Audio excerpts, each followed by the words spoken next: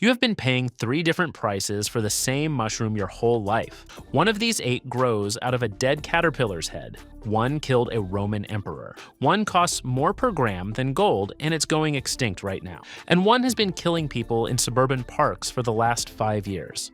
Let's dive in. The button mushroom. Walk into any grocery store and look at the mushroom section. You are going to see button mushrooms, cremini mushrooms, and portobello mushrooms. They are all the same mushroom. Same species, same plant, just picked at different ages.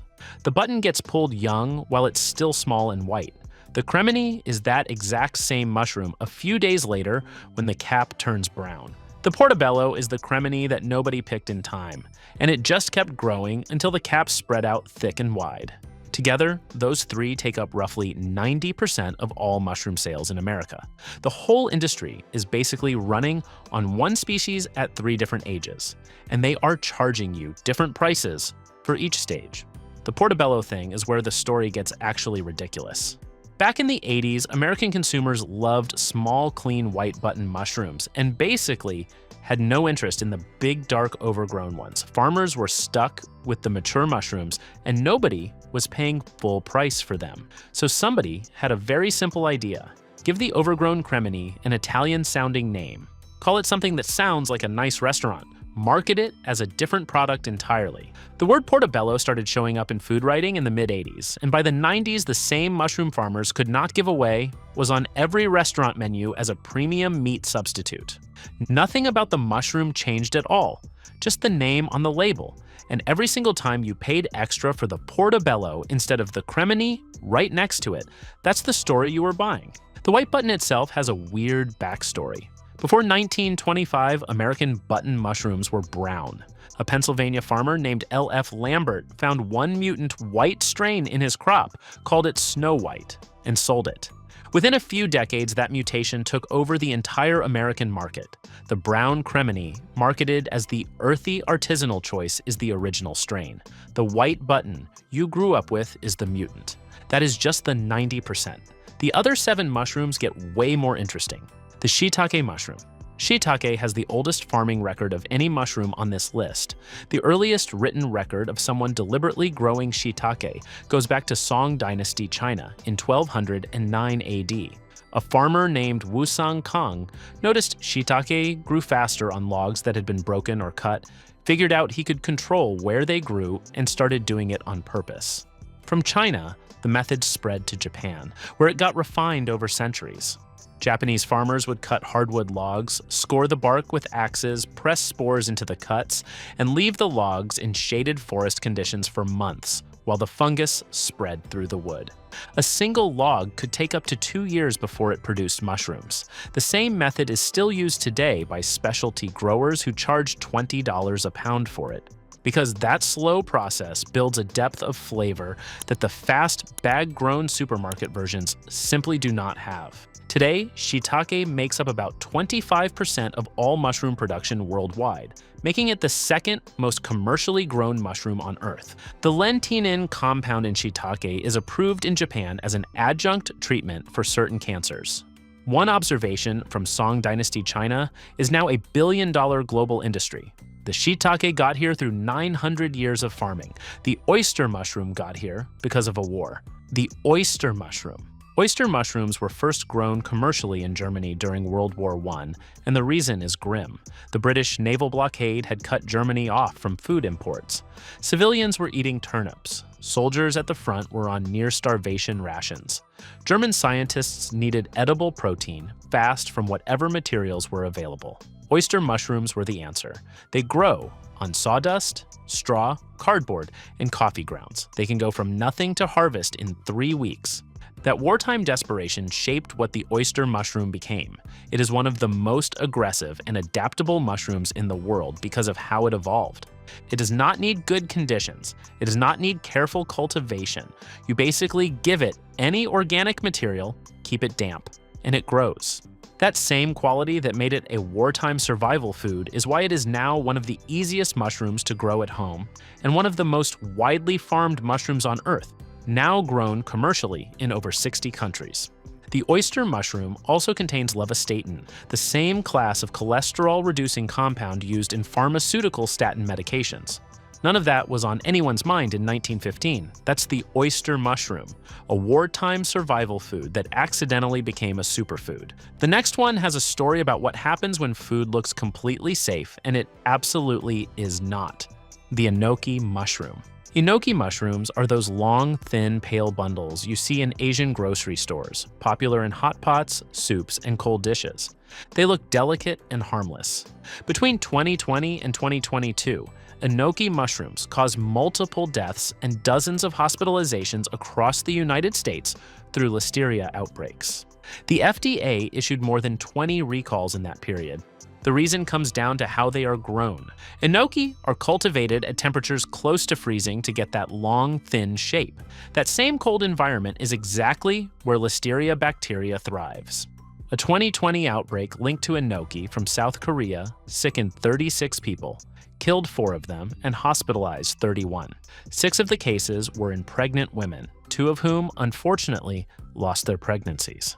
The FDA tested imported enoki at U.S. ports between 2020 and 2023 and found listeria contamination in 18% of all samples.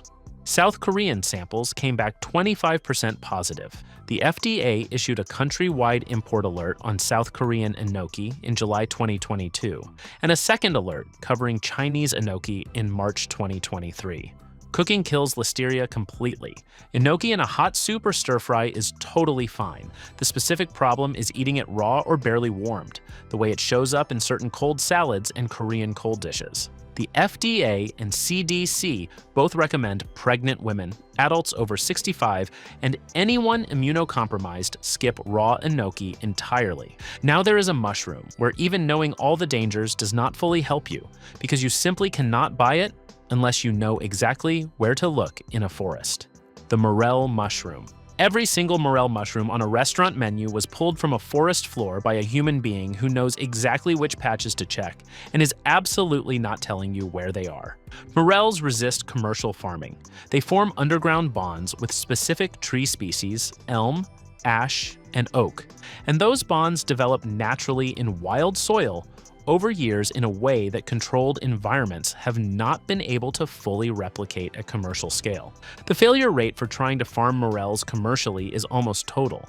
2 processes have been patented in the United States. No commercial operation has managed to run consistently on either of them. China has made the most progress using outdoor bed systems with over 23,000 acres planted in recent years. But even those farms produce inconsistent yields because fruiting depends on environmental conditions that are difficult to control. So morels stay expensive. Prices run $30, $50, $60 a pound in a decent season and go higher when drought or bad weather hits the wild harvest.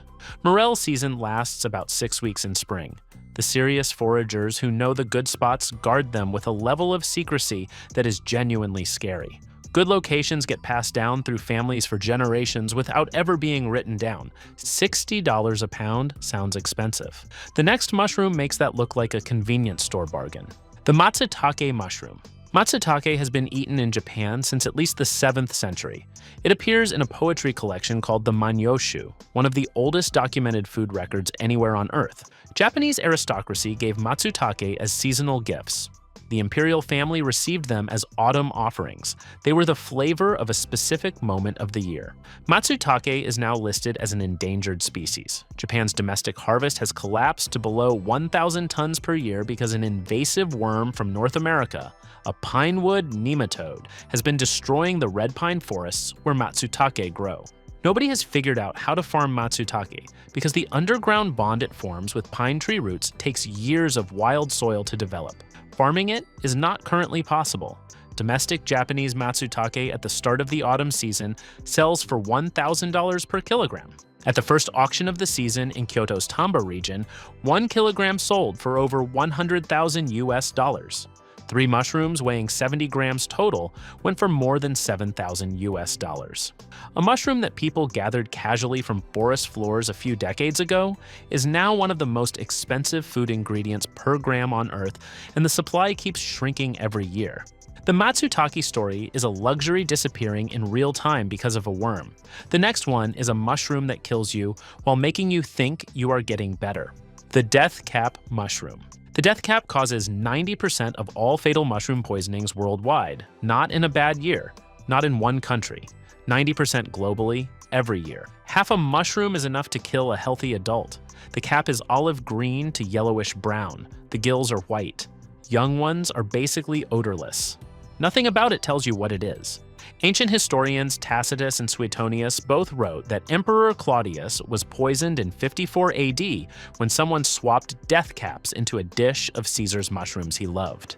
Holy Roman Emperor Charles VI died in 1740 after eating sautéed mushrooms in Vienna, and historians believe it was the death cap. In 2023, an Australian woman named Erin Patterson was convicted of 3 murders after serving a beef Wellington to her estranged husband's family that contained death caps. The same mushroom, nearly 2,000 years of history, the same outcome every time. What makes it so lethal is the timeline. The toxin attacks liver cells by blocking the enzyme they need to build proteins. Symptoms hit 6 to 24 hours after eating. Then something awful happens. They stop. The person feels better. For a day or two, they completely believe they are recovering. That window is when the toxin finishes its job on the liver. By the time organ failure starts again at 48 to 72 hours, the damage is irreversible. The toxin survives cooking, boiling, and freezing intact. No antidote exists. It's emergency liver transplant or death. That is one end of the mushroom world. The other end has spent the last decade convincing you it can fix your brain. Lion's mane. The global functional mushroom market was worth about $36 billion in 2024 and is on track for $67 billion by 2030. Lion's mane, reishi, chaga, and cordyceps are now in every Whole Foods, every CVS, and every mushroom coffee brand for people who want focus without the jitters. Some of the science is real. Some of it is a scientific-sounding name on a label with a big marketing budget. Which one you are dealing with depends on the mushroom. Lion's mane is the one with the most actual human research behind it. It contains 2 compound families called hericinones and erinitines that stimulate nerve growth factor production in the brain. In 2009, a clinical trial published in Phytotherapy Research gave 3 grams of lion's mane daily to 30 patients with mild cognitive impairment for 16 weeks. The lion's mane group scored better on cognitive tests throughout the trial. When they stopped taking it, the scores dropped back. That is a small trial, but the mechanism is real, and a 2025 review in Frontiers in Nutrition confirmed lion's mane increases markers tied to brain cell growth across multiple trials. Whether the supplement on the shelf contains the clinical dose is a completely separate question. Cordyceps has an origin story that sounds made up. It is a parasitic fungus that infects caterpillar larvae underground in the Himalayas, slowly eats the living insect from the inside, and pushes a stalk up through the dead caterpillar's head. Tibetan herders noticed centuries ago that their yaks got stronger after grazing where these organisms grew. Wild cordyceps now sells for up to $40,000 per kilogram, and over 70% of wild products tested have been found adulterated or mislabeled. Your supplement almost certainly contains Cordyceps militaris, a cultivated species that a controlled trial found genuinely improved oxygen capacity and endurance during exercise. Reishi increased natural killer cell activity by 34% in a 2024 randomized controlled trial. It also interacts with GABA receptors in the brain, the same system anxiety medication works on, which is why practitioners take it at night. Chaga is not technically a mushroom fruiting body. It's a dense, hardened mass of fungus grows into birch trees as it slowly destroys them. The black exterior is melanin. It records one of the highest antioxidant measurements ever tested on a food substance. Every week, we break down the food you already buy, the science behind it, and the history behind it. Check out the video on screen that the algorithm picked out for you.